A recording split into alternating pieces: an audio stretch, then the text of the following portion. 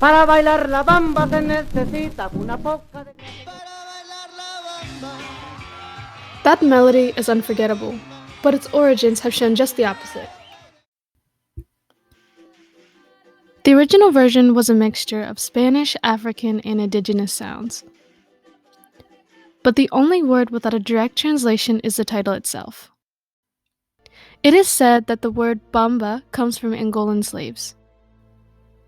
The history of Africans in Mexico goes back to the 1500s during the Spanish conquest.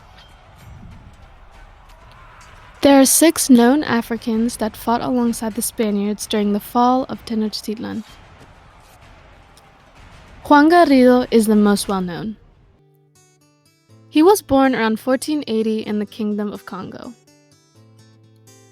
As a young man, he was captured and taken to Portugal and later Hispaniola. It's not known when or how he attained his freedom, but Juan Garrido joined Hernán Cortés and fought as a free man. The effects of the conquest on indigenous populations initiated a need for workers that was eventually filled by slaves.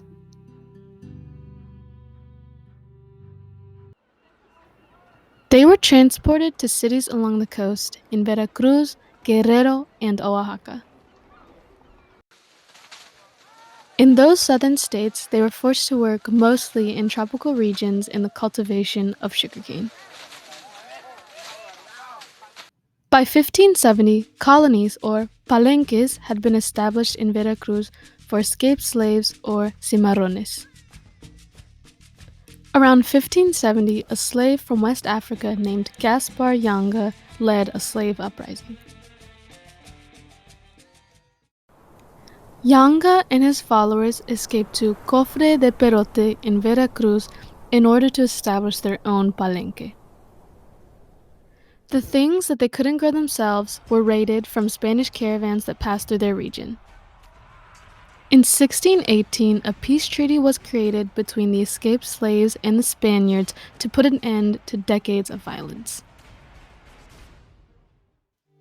The agreement resulted in the formation of the first free black town in the Americas, San Lorenzo de los Negros.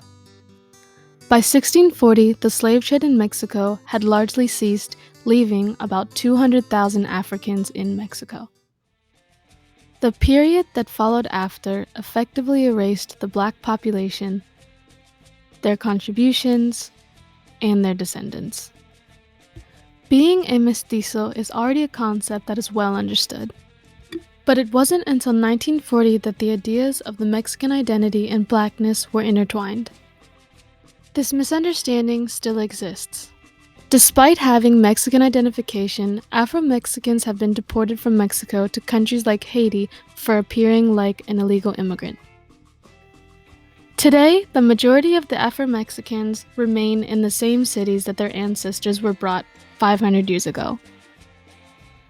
They are one of the most marginalized groups in Mexico, but continue to preserve their culture through song and dance.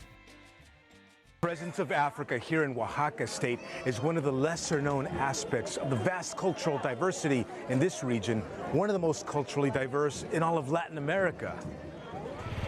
Last year, for the first time, the government conducted an interim census asking Mexicans, based on your culture, history, and traditions, do you consider yourself black, meaning Afro-Mexican or Afro-descendant?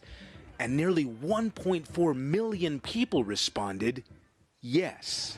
Si nosotros como cultura, como etnia, no existimos, obvio que tampoco el gobierno tiene una responsabilidad presupuestal y eso es lo que queremos. A mí me encantaría que los pueblos negros sean reconocidos para que con eso exista una igualdad de derechos y así que nosotros nos sintamos orgullosos de ser negros y que también lo transmitamos. Y pues así va a ser a todo dar porque vamos a estar contentos todos.